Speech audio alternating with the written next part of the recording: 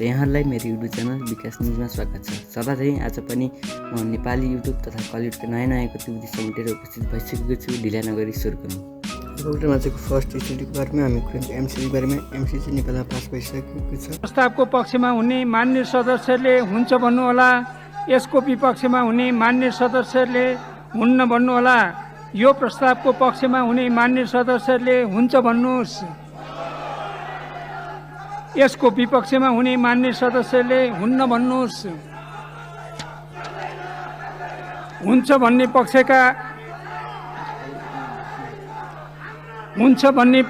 मान्य सदस्यहरूको बहुमत भएकोले नेपाल सरकार र अमेरिकी सहयोग निकाय मिलेनियम च्यालेन्ज कर्पोरेसन बीच भएको अनुदान सहायता सम्झौता मिलेनियम च्यालेन्ज कम्प्याक्टका साथै प्रतिनिधि सभाबाट उक्त सम्झौतामाथिको प्रस्तावित व्याख्यात्मक घोषणालाई नेपालको संविधानको धारा 279 तथा प्रतिनिधि सभा नियमावली 2075 को नियम 230 बमोजिम अनुमोदन गरियोस् भन्ने प्रस्ताव पारित भएको घोषणा गर्दछु। एमसीसी पास गर्न भन्ने पक्षमा बोल्नु भएको भाषण सुन्नुहोस्। शेरबहादुर देउबा वा उहाँका विज्ञहरू आउनुहोस्, यो प्रतिनिधि सभामा आधा घण्टा समय दिनुहोस्।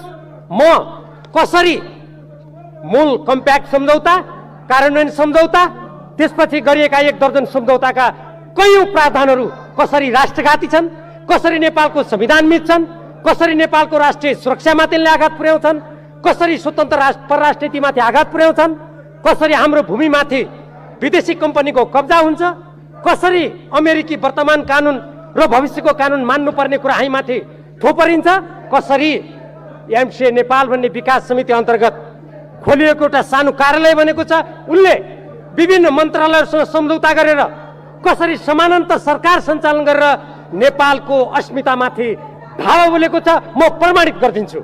म चुनौती दिन्छु। को विद्वान, को यो सरकारका सल्लाहकार हुनुहुन्छ, आउनुहोस्। यदि मलाई सम्माननीय सभामुख महोदय समय हुन्छ भनेर मैले प्रत्येक यी सम्झौताका धाराहरू, दफाहरू मसँग यहाँ मैले ती जस्ताको तस्तै यहाँ लिएर आएको छु। र एमसीसी पास गर्नुपर्ने पक्षमा बोल्नु भएको पनि भाषण सुन्नुहोस्। आन्तरिक रूपमा जति स्रोत उपलब्ध छ, साधारण खर्च धान्न पनि पुगिरहेको छैन। आर्थिक विकास, खास गरी पूर्वाधार विकासको लागि राष्ट्रिय आवश्यकता पूरा गर्न बाह्य स्रोत नभइकन हुँदैन। यो बाह्य स्रोत भनेको प्रत्यक्ष वैदेशिक लगानी, ऋण वा अनुदान हो। यो मध्ये लगानी हुने ठाउँमा लगानी, नभए हामीले लिने अनुदानै हो। अनुदान कोसँग लिने? नेपालको असंलग्नता, पञ्चशीलता र संयुक्त राष्ट्रसङ्घको बडापत्रमा आधारित भएर नेपालले जुन सन्तुलित परराष्ट्र नीति बनाएको छ, त्यो नीति र हाम्रो संविधानले मार्गदर्शन जसरी गरेको छ हाम्रो राष्ट्रहित भनेर, त्योसँग प्रतिकूल नहुने गरिकन हाम्रो सबै मित्रहरूसँग सकेसम्म अनुदान लिने हो। हाम्रो परराष्ट्र नीति, घोषित परराष्ट्र नीतिले पनि भन्छ, क्षेत्रीय एवं विश्व शक्ति राष्ट्रहरूको बीचको सामरिक प्रतिस्पर्धाबाट नेपाललाई नकारात्मक प्रभाव हुन दिनुहुन्न। दक्षिण एसियामा सामरिक राष्ट्रहरूको बीचमा प्रतिस्पर्धा छ। यो तथ्यबाट भाग्ने होइन, कसैको छेउ लाग्ने पनि होइन। हामीले यसलाई सामना गर्ने हो र हाम्रो आफ्नो रणनीतिक स्वायत्तता प्रयोग गरेर यो प्रतिस्पर्धाबाट लाभ लिने हो। त्यही भएर 62-63 को परिवर्तन पछाडि हामीले भारतसँग विवाह गऱ्यौँ, हामीले चीनसँग बिआरआई गऱ्यौँ र हामीले बडो सचेततापूर्वक संयुक्त राज्य अमेरिकासँग एमसीसी गऱ्यौँ। माधव कुमार नेपाल माननीय प्रधानमन्त्री हुनुभएको बेलामा 2066 सालमा प्रारम्भ गरेको, अघि यहाँ आएर बोल्नुहुने माननीय झलनाथ खनाल प्रधानमन्त्री हुँदै गर्दा उहाँको मन्त्रीमण्डलले निर्णय गरेर भरतमोहन अधिकारी उप प्रधानमन्त्रीजीलाई अमेरिका पठाएर पहिलो पटक औपचारिक रूपमा हामीले एमसीसीमा राखिदिनको लागि आग्रह गरेको। त्यस पछाडि सुशील कोइराला बाहेक, स्वर्गीय सुशील कोइराला बाहेक यो हलभित्र भएको कुनै राजनीतिक दल कोही बाँकी छैन, कुनै प्रधानमन्त्री बाँकी हुनुहुन्न। हामीले यहाँ आएर के भनिदिएका छौँ? संविधानभन्दा माथि हुन्छ भनिदिएका छौँ। यो हदसम्मको हावादारी कुरा गर्ने? नेपालको संविधानभन्दा माथि केही हुन्छ? अनि नेपालको कानुनसँग सन्धिमा भएको कुरा बाजियो भने सन्धि लागू हुन्छ भन्ने कुराको त्यस्तो सन्धि, त्यस्तो कानुन यही संसदबाट कतिवटा पारित गरिसकेका छौँ। एकजना मान्यले आएर के भनिदिनु भयो? यो कानुन अनन्तकालसम्म लागू हुन्छ। यस्तो पनि हुन्छ? यहाँ बोल्दै गर्दा सुन्ने एउटा जनतालाई के लाग्छ? ए हो रहेछ, यो त अमेरिकाको कानुन अनन्तकालसम्म लाग्ने रहेछ। अहिले गएर अरुण 3 को सम्झौता पल्टाएर हेर्नुहोस् त, मेलम्चीको सम्झौता पल्टाएर हेर्नुहोस् त। सबै सम्झौताको स्ट्यान्डर्ड फर्मेट होइन यो कि एउटा सम्झौता सकिसके पछाडि केही समयको लागि केही कानुनहरू सक्रिय रहन्छन् भन्ने कुरा यो हाम्रो स्ट्यान्डर्ड प्र्याक्टिस होइन। हामीले के भन्दैका छौँ, लेखा परीक्षण गर्न पाइँदैन। लेखा परीक्षण गर्न थालेको कति वर्ष भयो? अस्ति भर्खर संसदमा ठोकेर बजेट पास गरेको होइन, त्यही बजेटमा लेखा परीक्षण गरेको कुरा थिएन। मेलम्ची खानेपानी विकास आयोजनाको नाममा सिन्धुपाल्चोकमा जग्गा छैन, अनि यो एमसिए को नाममा जग्गा भनेको एमसिए भनेको त्यही मेलम्ची खानेपानी विकास आयोजना जस्तै एउटा विकास समिति होइन। यसको नाम रातोमाटे बुटवल प्रसारण लाइन आयोजना राखेर एकपटक पढेर हेरौँ त कस्तो देखिन्छ। यसरी हामीले अहिले एकजना मान्यले के भन्नुभयो, 2019 मा अर्कै सम्झौता गर्यो भनेर भन्नुभयो। हामीले बकाइदा कम्प्याक्ट गर्ने बेलामै यसको पिआइए गर्छौँ, पूर्व कार्यान्वयनको चरणमा हामी सबै कुराहरू एकपछि अर्को तयारी राख्छौँ र संसदबाट पारित भएपछि मात्रै कार्यान्वयन जान्छ भनेर भनेको होइन। हामीले अर्को के भनेका छौँ, यहाँ आएर उभिएर अहिले अमेरिकी कानुन लागू हुन्छ भनेर भनेका छौँ, संसदबाट कानुन बनाउन पाइँदैन भनेका छौँ। आज यो सम्झौता अनुमोदन गरेपछि लाउनुहोस्, आजै संसदबाट एउटा कानुन पारित गरौँ, हाम्रो आफ्नो हितमा हुने गरिकन यो कानुन संसदबाट पारित गरेर देखाउन सक्ने यो अधिकार हाम्रो सार्वभौम संसदसँग कसैले खोसेर लान सक्छ?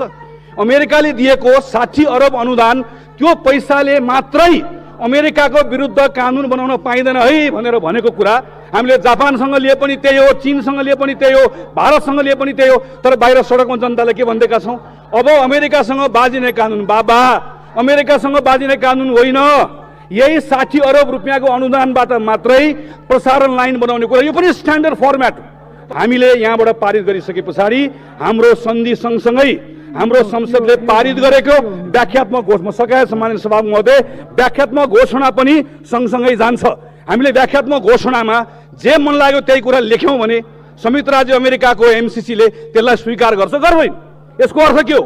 यसको अर्थ व्याख्यात्मक घोषणामा लेखेको कुरा अर्को पक्षले पनि मानेपछि मात्रै, हाम्रो व्याख्यालाई चित्त बुझाएपछि मात्रै, हाम्रो व्याख्या पनि ठिक छ भन्ने कुरा उसलाई लागे पछाडि नै सन्धि अगाडि जाने हो। त्यसैले अस्पष्ट भएका कुराहरूलाई व्याख्या गरेर गइसके पछाडि म सकाए सम्मानित सभामुख महोदय, यति कुरा भनिसके पछाडि पनि हामी हीनताबोधले ग्रस्त हुन्छौँ भने हामीलाई राम राम मात्र भन्न सकिन्छ। हामीले आफै सन्धि पास गर्छौँ, सन्धि पास गर्दै गर्दा भन्छौँ यो हो यो हो यो हो, र यो भन्दा दायाँ बायाँ भयो भने 1 मिनटमा सन्धि खारेज गरिदिन्छौँ भन्ने हैसियत पो राख्न सक्नु पर्यो, त्यो हिम्मत पो राख्न सक्नु पर्यो। सन्धिमा लेखिएको भन्दा एउटा अक्षर पनि तलमाथि भयो भोलि, सन्धिबाट सृजना भएको दायित्व भन्दा एउटा पनि दायित्व सृजना गराउने कोसिस भयो भने नेपालले एउटा दायित्व पनि बोक्दैन, त्यही छ नेपालले सन्धि खारेज गर्छ भन्ने सङ्कल्प पो हामीले गर्न सक्नु। त्यसैले सम्माननीय सभामुख महोदय, म आग्रह गर्न चाहन्छु सरकारलाई प्रस्ताव ल्याओस्। मलाई विश्वास छ प्रतिपक्षी दल आज राजनीतिक कारणले हामी सँगै बसेर छलफलमा भाग लिन सकेको छैन, तर पूर्व प्रधानमन्त्री सम्माननीय केपी शर्मा ओलीले ल्याउनु भएको प्रस्ताव आज यही संसदमा हामीले पारित गर्ने भनेको त्यही हो।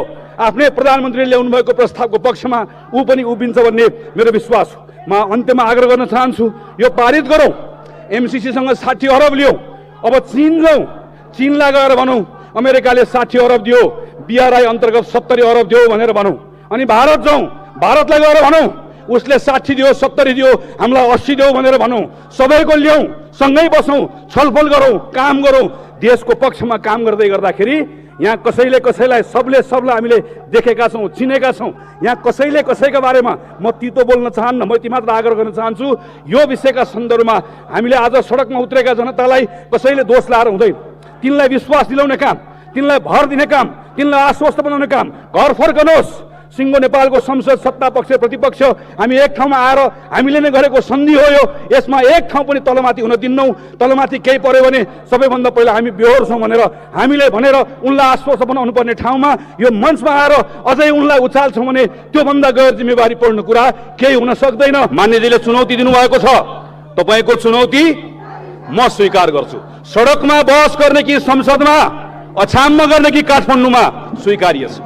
त्यति मात्र होइन मान्यज्यू, सम्माननीय सभामुख महोदय, म आग्रह गर्न चाहन्छु, यसलाई राष्ट्रघाती भनिएको छ, म राष्ट्रघाती भनिएको छ, स्वाधीनता तलमाथि यो सम्झौताको कारणले गर्दा हुन्छ भनिएको छ। कहीँ कतै तलमाथि भयो भने नेपालले जे बेहोर्छ, म आज यसमा हस्ताक्षर गर्ने सांसद भएर सरी भनेर मात्र पाउँदिनँ। यदि त्यस्तो भयो भने म काठमाडौँको सांसद हुँ, थानकोट कटाइयोस्, नागरिकता खोसियोस्, चारपाटे मुडियोस्, सम्पत्ति विवरण बुझाएको छु सम्माननीय सभामुख महोदय, सम्पत्ति खोसियोस्। मान्यजीहरू तयार हो? यदि यही 5 वर्षभित्रमा आज जनतालाई भनेको कुरा सेना आउँछ, स्वाधीनता लुटिन्छ, सम्पत्ति अरूले लिएर जान्छ, अमेरिकी कानुन लागू हुन्छ भनेको कुरा 5 वर्षमा सम्झौता सकिँदै गर्दाखेरि भएन भने त्यो कुरा गर्नलाई तयार हो भनेदेखि भने यो पनि चुनौती हो। सम्माननीय सभामुख महोदय, राष्ट्रवाद र देशभक्तिको फरक भनेको नक्कली राष्ट्रवादी आफ्नो नारामा मान्छेलाई मर्नको निम्ति उचाल्छ, मार्न तयार हुन्छ। म देशभक्त हो, मर्न तयार हुन्छु। नक्कली राष्ट्रवादी र देशभक्तिको फरक नेपाली जनताले थाहा पाउँछन्, थाहा पाउनुपर्छ, संसदमा पनि थाहा पाउनुपर्छ, सडकबाट पनि थाहा पाउनुपर्छ। आजको लागि यति नै। भोलि फेरि आउने नै छु नयाँ नयाँ न्युज लिएर। त्यतिन्जेलसम्म माया गरिदिनु होला र च्यानलमा नयाँ हुन्छ भने सब्सक्राइब गरेर नहुनु होला। हस्त, धन्यवाद।